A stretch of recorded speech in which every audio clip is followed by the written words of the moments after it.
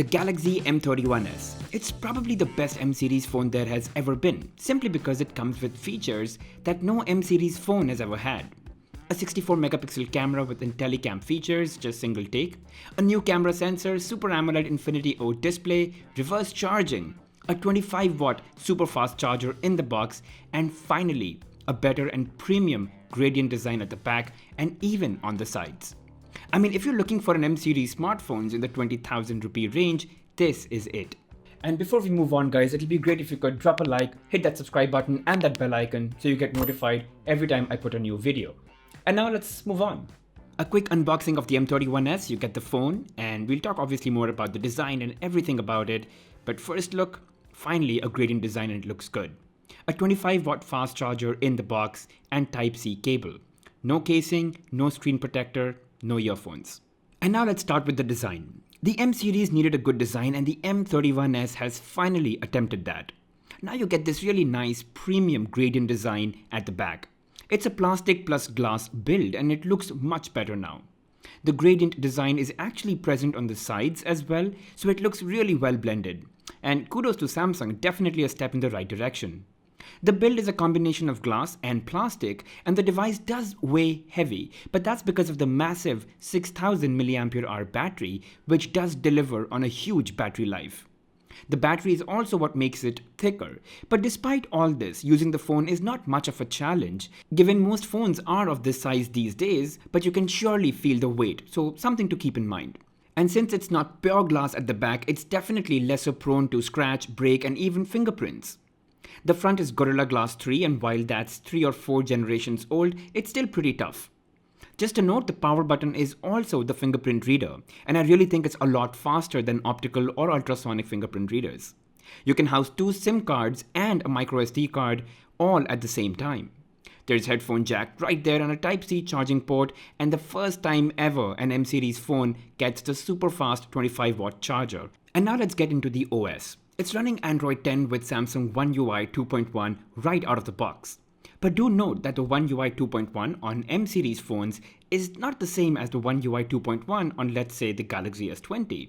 There are some features like link to Windows, screen recorder, live caption, Bixby routines, edge lighting, and secure folder that are just not available in the M-series. There are some extra apps that come preloaded onto the phone, but nothing that you can't uninstall, so it's fine.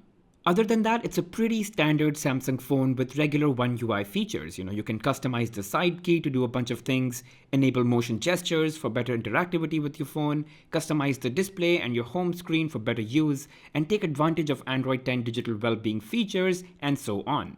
And now let's talk about the display. You get a large 6.5-inch Full HD Super AMOLED display with a tiny hole punch at the center, making room for the 32 megapixel selfie camera. It's also got Widevine L1 certification, so you can stream your Netflix and Amazon Prime in HD quality. The colors look great as they always do on Super AMOLED, and the screen is decently bright enough for easy viewing, even in the brightest of days outdoors. So whether you're gaming or you're watching videos, you get a pretty rich big screen experience with really good colors. Oh, and since you get Dolby Atmos with headphones plugged in, the filling sound in your ears makes watching movies and playing games much more enjoyable. And now shifting gears to performance, it's a mid-range smartphone from Samsung and it just about delivers in performance that you can expect from a device in this price segment. Now games might take a while to launch and load, but once they do, the gameplay is quite satisfactory. You'll be able to play without any hiccups, be it online or offline games. The M31, it's able to optimize itself to deliver the best performance to you for no lag gaming. And despite playing for about 30 minutes, there's no heating of any sort, so rest assured you can play this on for longer and still not feel uncomfortable. Now for day-to-day apps, your use on M31s is not going to feel a whole lot different or inferior than if you were to use them on a flagship phone. Sure, they're not going to be as snappy, but it's nothing that you'd be complaining about. Now there are little things with a mid-range processor. For example, let's say you've got very fast internet speeds, but the actual download and the install on the M31s might feel a little slow. So just have your expectations aligned. And finally, let's talk about the cameras. You've got a quad camera setup, and that seems to be the standard setup these days on pretty much all smartphones in this price segment. The camera quality is actually quite impressive. Here are some samples I took using the primary camera and the ultra-wide camera. And while I think these are really nice, just feel free to download these images from the link in the description below and evaluate for yourself. The M31s features a new camera sensor that none of the earlier M series phones had, and that really makes a difference. But what's more important are the camera features that assist you in taking better photos. First of all, you now get single take in the M31s, something borrowed from the Galaxy S20 lineup. Essentially, you hit the shutter button and the M31s will automatically produce a variety of pictures and videos for you. In terms of video recording, you can shoot up to 4K quality videos, but it's only limited to 30 FPS. You can also switch between the front and the rear camera while you're recording a video. And there are a lot more modes available in the More section that you can explore, including the night hyperlapse. One more thing, while it has a 64 megapixel camera, it's not the default mode. You'll have to go and shift. But the difference in quality is really minimal, plus you lose the HDR effect, so I actually prefer keeping it in the regular 12 megapixel mode. It just works better. And lastly, let's talk about the 6000 mAh battery. It's monstrous and it's as good as a battery pack, and it can go on for about 2 days if you're moderately using it.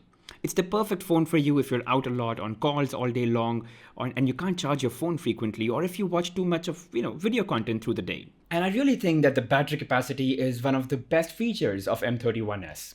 Anyway, to conclude it all, I think the M31s is the best M series phone you can get at this point in time.